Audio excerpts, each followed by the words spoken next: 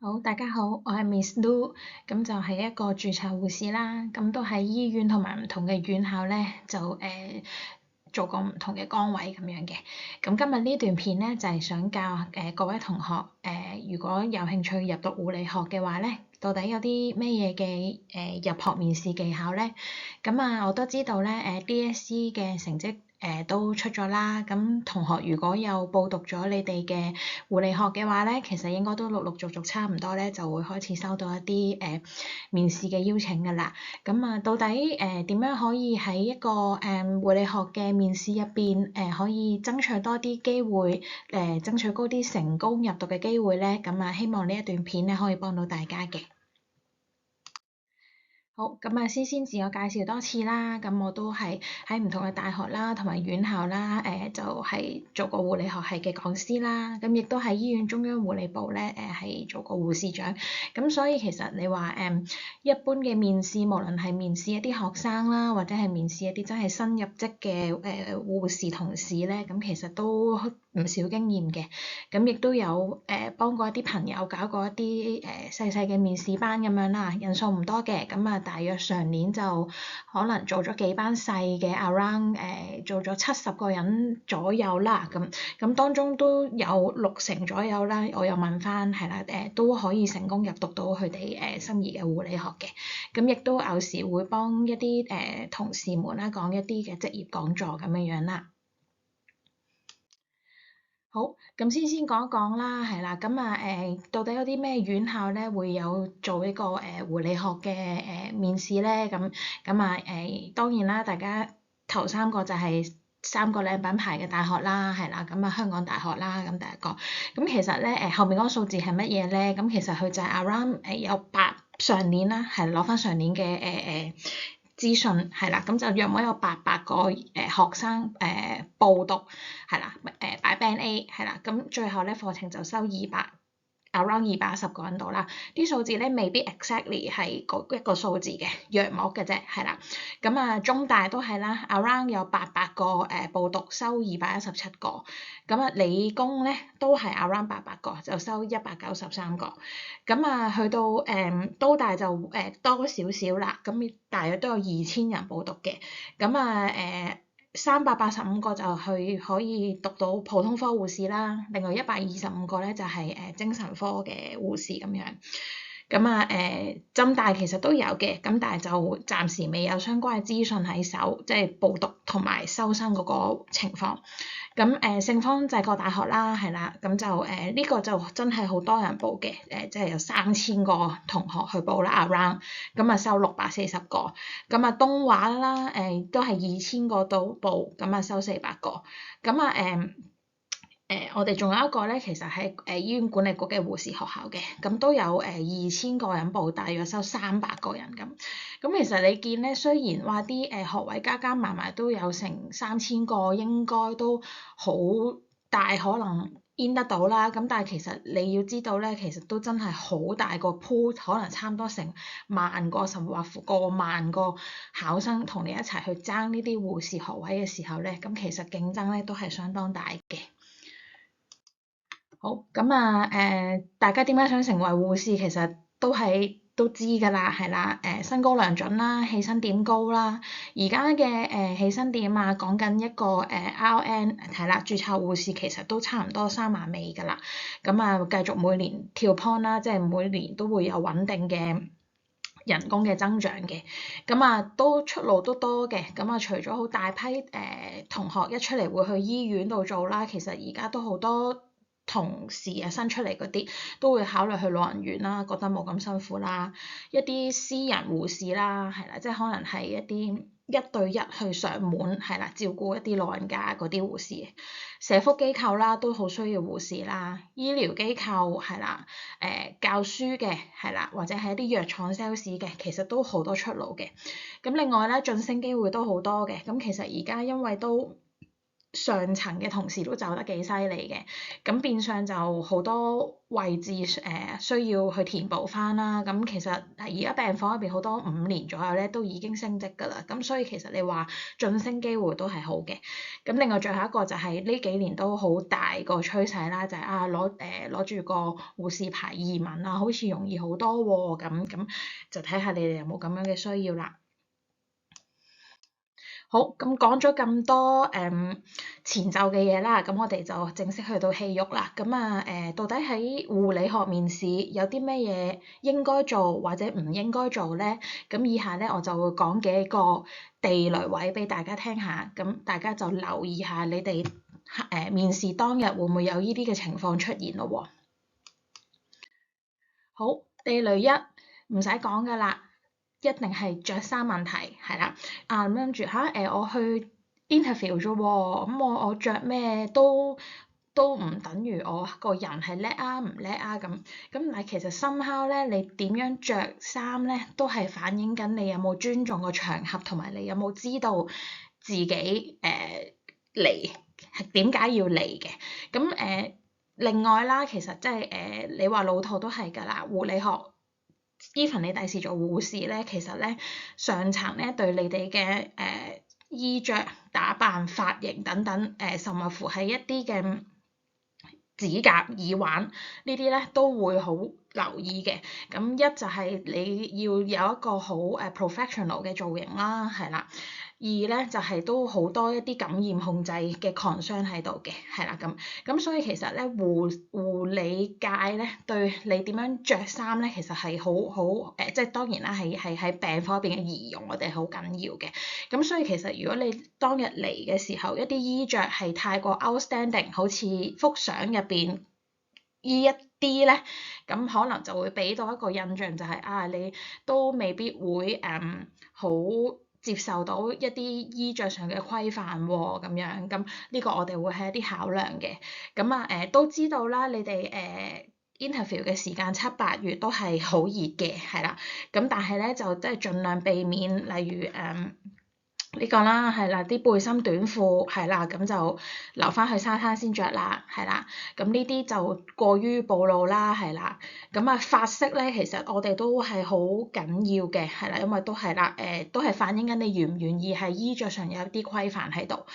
背心短褲都係留翻出街先啦。嗱，呢件灰色衫咧就好似都冇乜嘢嘅，咁但係咧就感覺上就有啲殘舊啦、霉霉地咁樣啦，係啦。咁如果係盡可能咧，着翻啲挺身少少、燙一燙，係啦，個感覺上咧冇咁邋遢。咁呢啲都係啦，好有型嘅，着到咁，着對拖鞋嚟，係啦。咁但係就都要去尊重翻個場合啦，係啦。呢啲就太卡哇伊、太得意嘅裝扮咧，就會容易俾人感覺得太幼稚啦，係啦。咁所以 appropriate 嘅衣着好緊要。咁當然亦都唔需要太 overdress 嘅，即係好似呢個粉紅色咁係，你係好尊重個場合。咁但係因為我哋都有一個 professional 嘅衣着要求嘅，咁所以咧呢啲咁 overdress 嘅咧就可以避免啦。咁一啲細位啊，例如啲指甲啊、耳環咧，其實老師們咧都你一入嚟咧，其實暗暗地已經望住咗㗎啦。咁所以咧，如果你要 interview 嘅話咧，呢啲咧就盡量避免啦。咁都明白嘅，當日係即係夏天啦，好熱啦，咁嘅話你着晒成套 suit 嚟啊，着晒成套西裝嚟啊，哇，好熱㗎喎，咁我都可以建議返大家，其實可以早少少去到場地啦。你未入去 interview room 嘅時候，其實着咩咧冇人理嘅，係啦，你可以帶咗啲衫，係啦，跟住去個廁所，係啦，稍稍抹下個身，係啦，換返套衫，係啦，咁都可以係考慮之一啦，係啦，咁就唔會咁熱啦，濕濕立立咁成頭汗咁樣啦，俾面試老師見到你。好，地雷2就係你哋嘅態度啦。咁就態度咧，其實係好多唔同嘅，咁就好難講得晒有啲乜嘢態度係好與唔好。咁但係一啲例如太過輕佻啊，即係覺得自己好高分喎，嚟到都實收㗎啦。咁可能就有啲啲語氣啊，或者有啲輕佻咗啦。閃縮咧就有啲同學好驚啊，好似好避免同人哋接觸咁樣啊，唔望人啊，咁一啲太閃縮嘅狀況咧，即係老師感覺到嘅時候都會覺得呢個同學都怪怪地咁樣樣，係啦。好，咁語氣啦 ，appropriate 嘅語氣啦，係啦，唔需要太重，係啦，客客氣氣、禮禮貌貌，其實大致上都 OK 嘅，正常同人哋嘅對話嘅時候。咁身體姿勢啦，會唔會翹晒手啊？成個人 hea 咗喺張凳度啊？又坐唔直啊？咁樣呢啲翹晒腳啊？咁呢啲大家都要留意返個身體姿勢嗰度。其實老師都一直係有俾緊分喺度嘅。咁眼神接觸啦，同人哋講嘅時候，無論係老師問你嘢，你有冇答老師，或者係你哋group discussion 互相溝通，有冇望住人哋講嘢都係重要嘅。咁打招呼啦，其實一個輕輕嘅打招呼咧，其實就都會爭到啲 impression 分嘅。咁唔使話喂 hello 老師你好，其實唔需要嘅，一個微笑一個點頭都已經俾老師感覺得到你係會想同我哋有交流咁樣啦。另外咧，有一堆你哋嘅行為其實都反映啲態度嘅。咁例如你遲到啦，真係其實咧夏天咧遲到咧好易睇嘅啫。如果你一入嚟咧成頭汗啊，仲係攞啲風扇吹緊啊，發啲線撥緊嗰啲咧，10個9個都係啱啱嚟到冇耐。咁呢啲其實老師會知道啦。咁所以遲到就盡量唔好啦。約莫早30分鐘、15分鐘到咧就會好啲。咁儀容不正啦，頭先講過啦，即係頭先地雷1嗰度提過嘅嘢啦，係啦。咁入到 interview room 都仲用緊電話啊，撥緊風扇啊，咁嗰啲咧，咁就呢啲都會俾老師覺得你係都冇好好準備，或者就冇好好尊重緊考試個場合，面試個場合咁樣啦。好，地雷3自我介紹係啦，每間學院咧去 interview 嘅內容都唔同嘅，咁亦都唔係話每一個interview 都需要自我介紹，咁但係 in general 都若干個學院都需要你做到自我介紹咁樣嘅。其實自我介紹有啲乜嘢地雷喺度咧，就係通常你哋講嘅嘢咧就冇乜重點嘅，可能你哋會講下我住邊啊，我讀邊間學校啊，DSE 幾多分啊，呢啲好 factual 嘅嘢。咁但係其實咧呢啲 factual 嘅嘢咧，我哋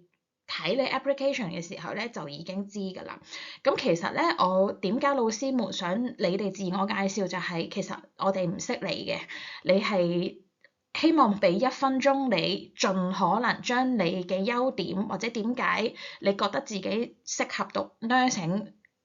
嚟話俾我哋聽，等我哋感覺到你都真係 OK 喎，係啦咁。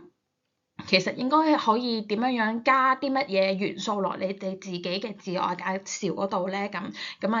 可以運用如果你哋有工作經驗嘅相關嘅，例如你話可能係 first aider 啊，做過啲義工啊，係啦，你可能去幼稚園係啦，幫個手。whatever 一啲咩崗位係真係會接觸到小朋友或者照顧到小朋友嘅，係啦咁。過往學校有啲咩崗位啊，係啦咁。例如你話你係風紀咁你會做啲乜嘢？咁等老師知道其實風紀有乜嘢好處咧？即係因為其實 nursing 都係再講啦，都需要一定嘅 discipline 嘅。咁所以你話如果你係風紀，你可以略講多少少你個崗位做啲乜嘢，等老師知道你其實都係一個好 discipline 嘅人喎，即係願意合作係啦，願意自我管束係啦，亦都會幫手去做學校唔同崗位。咁呢啲老師會覺得都係好嘅元素好嘅 element 啦。一啲興趣係啦，咁都有好多同學你講我中意唱 K 我中意瞓覺，咁其實呢啲咧就帶唔到你嗰個優點出嚟。咁但係其實你話例如我中意瞓覺可以㗎，你其實係可以講嘅，只不過係你點樣interpret 呢件事。咁你話我中意瞓覺因為我覺得即係 regular 嘅休息係會令到個人 refresh 啊，可以每一日嘅工作都可以保持清醒嘅狀態。你可以去咁樣去去點樣講包裝你呢個興趣係啦，咁但係你嘅興趣講出嚟，你要 relate 到你去一個護理工作先至係有用嘅自我介紹啦。咁啊一啲證書啊，例如你係學過 First Aid 啊，係啦，或者即係可能你之前有啲學過下抽血啊，係啦，學過下包紮啊等等呢啲護理相關嘅經驗咧，其實都可以講出嚟嘅。咁最後/任何經驗咧，就係總之你回顧翻你嘅人生入邊做過啲乜嘢，係令到你同護理呢件事掛鈎到嘅，係啦，咁樣咧就會比較理想。咁啊最緊要你個自我介紹其實可以帶出點解你係勝任護理工作嘅特質。咁所以咧就盡量避免講一啲過於籠統嘅資訊啦，就係頭先我講過啦，你住邊啊，我有幾多個細佬妹啊，學校係邊間啊 DSE 成績等等，其實呢啲 in general 我睇到嘅嘢咧，你哋再講俾我聽咧，其實深刻你係浪費咗你個自我介紹嗰個時間啦。好，咁啊地雷4就係講緊時事觸覺啦。咁其實咧我哋 interview 咧就當然都知道你哋未讀過任何相關護理學嘅東西啦，咁我哋都唔會話特登好留難你哋要抄你哋啲書料，例如話幾多條血管通去心臟啊，係啦，咁有幾多嚿骨啊個人，咁呢啲其實我哋唔會喺 interview 度問呢啲咁 academic 嘅東西嘅，咁反而我哋係會想睇下你個人到底好似頭先咁樣自我介紹你個人有咩特質啦。另外咧呢度地雷4重點嘅就係你對我哋呢一個行業有冇任何觸覺，有冇留意開係啦，咁有啲咩可以留意咧？咁其實好多時候咧，老師都會鍾意攞一啲時事啦，或者啲情景題咧，去唔係考你啦，係問你到底你會點樣處理啊？咁啊，所以其實多留意時事啦，即係無論係 for 你個 interview 或者對你嘅人生或者係對你嘅見識咧，都係有增長嘅。咁所以我都可以建議大家可以睇多啲，特別是關於一啲醫療護理嘅新聞啦，例如最近啦，即係可能喺醫院入邊餵餐嘅時候，餵完嗰個人有問題，係啦，即係出咗事故喎，咁件事到底係咩嚟㗎？有時可能會俾翻interview 嘅時候會問翻你你其實有啲咩睇法啊咁樣？倘若你係個學生，你有啲嘢唔清楚嘅時候，到底你會點做啊？咁呢一啲嘢我哋都會喺 interview 入邊常會問嘅嘢嚟嘅。咁例如一啲醫療政策上面嘅嘢啦，係啦，咁就例如啲床位唔夠，咁醫院擴建，咁護理人手唔夠，咁你覺得可以點樣做咧？或者你點樣睇呢啲事咧？係啦，咁就可以多啲留意唔同嘅嘢，咁亦都可以關於一啲科技啊或者教育嘅嘢，咁科技呢一年 AI 就好 hit 啦，咁可能都會問一問你例如 AI 同你讀書有咩睇法啊？係幫手定係一個負累咧？咁樣咁唔同嘅係啦，總之任何係啦，關於時事切身，關於我哋行業，關於呢個世界發展嘅趨勢，關於一啲教育嘅政策，其實都可以嘅。咁另外一個就係一啲時事一啲情景題啦，咁樣咁就可能 for example 啦，倘若一早同我做 project 喎，咁其中有一個 free rider，咁你會點樣處理啊？咁呢啲其實就都好考你個人會對一啲事情係點樣去處理嘅，係啦，咁呢啲咧就會係傾向一啲考試面試入邊會包含嘅嘢 ，instead of 你嚟之前花好多時間去攞翻本 bio 書出嚟溫啊睇啊，其實就唔係呢一件事嚟嘅。好，咁地雷5啦，咁就好多同學多多少少都有狀況啊，就係一啲情緒啊，好緊張啊，好 panic 啊，係啦，即係坐低咗驚得滯，乜都講唔出，又諗唔到嘢，空白晒咁，都有同學入到嚟試過坐低之後咧，就有啲驚恐症啊，驚到咁要即刻離開間房入邊都有嘅，係啦，咁所以咧情緒其實點解會驚咧？就係你會覺得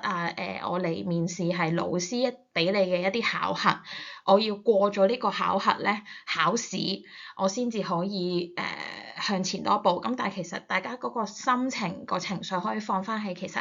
呢個面試咧唔係個考試嚟嘅，你當係一個朋友。見識朋友、認識朋友嘅機會係啦，咁其實你嚟咧係俾老師去認識你係啦，知道你有特質去做nurse 嘅話咧，咁就 OK 咯，係啦，咁唔需要太過緊張話呢個考試嚟嘅，係啦，絕對唔好將個心情放喺考試。老師問你啲乜嘢，你諗到啲乜嘢答出嚟就係㗎啦。咁啊，嘗試調整下情緒啦。當朝嚟就唔好真係臨急臨忙，可以早少少嚟坐低，個人靜低15分鐘坐下，涼下冷氣，冷靜下個人都係好嘅。咁啊各樣情緒上面嘅狀況，咁自己都需要調節下，係啦。好，咁啊以上就係少少地雷同埋意見啦，咁啊希望大家可以通往成功之路喎。咁但係倘若有啲同學都係覺得，咦唔係喎，我聽完你啲地雷之後，我都係唔係好清楚到底點樣做先係最好，或者都好想有人睇下你嗰個 interview 嗰個表現係點喎，咁樣咧。Miss Lu 咧都可以 offer 一個 mock 嘅 interview 俾你嘅，咁啊倘若同學好驚，哎呀死啦唔知點樣着衫喎，冇乜 interview 機會喎，以前冇乜 interview 嘅，唔知應該點樣着嘅，咁你亦都可以喺同你一個 mock interview 嘅時候着埋你準備去面試嗰套衫，我可以幫你望一望啦。咁有啲同學就諗啊，我表現成點啊？到底好唔好啊？想有人話俾佢聽嘅表現係點喎？得唔得啊？咁如果完咗個 mock interview 咧，我可以同你哋做一個簡單嘅 evaluation 啦，同埋 feedback 啦，咁亦都有同學就話啦，唉死啦其實就我過往咧冇乜特別相關嘅嘢嘅，咁有啲乜嘢可以寫入我嘅個人履歷，融入我自我介紹，等老師覺得我係一個合適嘅人選咧，咁你唔介意嘅話咧，都可以輕輕將你過往嘅一啲經歷分享俾我聽，我睇下有冇啲有用嘅points 你可以加入去你嘅個人履歷入邊啦。咁亦都啊，如果有同學就覺得哇冇面試經驗點算？咁 mock interview 咧就可以完整咁樣話到俾你聽，到底 interview 會有啲乜嘢 element 喺入邊，大約會有啲咩做，係啦。咁到時你經歷過啦，輕輕經歷過一個 interview 嘅時候咧，你去到就冇咁緊張。咁亦都有同學就好易緊張，點樣準備心情？咁 Miss Lu 都好願意去聽你哋嘅緊張啦、唔開心啦、擔心啦，咁都可以同我可以分啲時間喺個 mock interview 入邊俾你舒緩下心情嘅。咁有啲同學就話啊其實有啲咩地方 overall 我仲可以改善㗎，咁都可以喺 mock interview 嗰度咧俾多啲諗頭你到底點樣去做會好啲。咁當然啦interview 咧就唔係收生嘅全部，收唔收你咧，當然你都係要先有一個足夠嘅成績，先至會有考慮收唔收你啦。咁但係其實頭先講過啦，喺成萬幾2萬個人入邊，你點樣可以做到嗰幾千個咧？咁其實somehow就係有一個 interview 可以俾老師捉到你啊，睇得到你都覺得係一個可考慮嘅人選喎。咁所以其實 interview 咧都係確係一個幾輔助式，但係都幾可以幫你拉到分嘅。咁你好 outstanding 嘅同學，咁就通常個 interview 唔係太差，都會收。咁但係倘若你啲成績大致都係平平嘅啫喎，咁成績平平嘅咧就係競爭最大嗰撮啦。咁點樣可以脫穎而出咧？就係要一個 interview 去幫你補一補底啦。好。咁歡迎用任何聯繫方式去揾我啦。你可以喺呢個 YouTube 留 comments。咁一啲 general 嘅問題咧，我會嘗試解答你哋嘅。或者對護理學有啲乜嘢迷思啊，或者已經諗到到時返工會係咩玩法啊，辛唔辛苦啊，都可以留言問嘅。咁另外都可以at 我嘅 IG 啦。咁就我 IG 咧都定期咧會 upload 一啲例如頭先啲有關於醫療資訊嘅新聞啦，一啲教育嘅新聞啦，咁希望就係令到你哋可以多少少去接觸得到呢一方面嘅資訊，係啦咁其實我 IG 嗰啲 post 可能你睇個新聞，其實你可能碌電話嘅時候咁啱彈咗我個 post 出嚟，你其實睇分零兩分鐘，你已經有多少少資訊喺個心入邊，係啦，咁就可以諗下in case 會問到你呢啲問題嘅時候，你可以點樣預備。咁另外第三咧就係 email 啦。咁倘若有同學咧希望真係可以試一個 mock interview 嘅話咧，可以 email 俾我都可以嘅，係啦。咁總之任何方式，你話俾我聽你係想問問題想要mock interview 嘅資訊嘅話咧，你用任何呢度嘅方式揾到我咧，我會盡快覆你嘅。好，咁講到呢度，咁希望大家嚟緊嘅面試都可以係成功嘅，今次就係可以成功進入到去醫院範圍入邊啦。好，咁就遲啲我哋有機會嘅話咧，就再見，多多留意下我嘅 IG 同埋我嘅 channel。好，拜拜。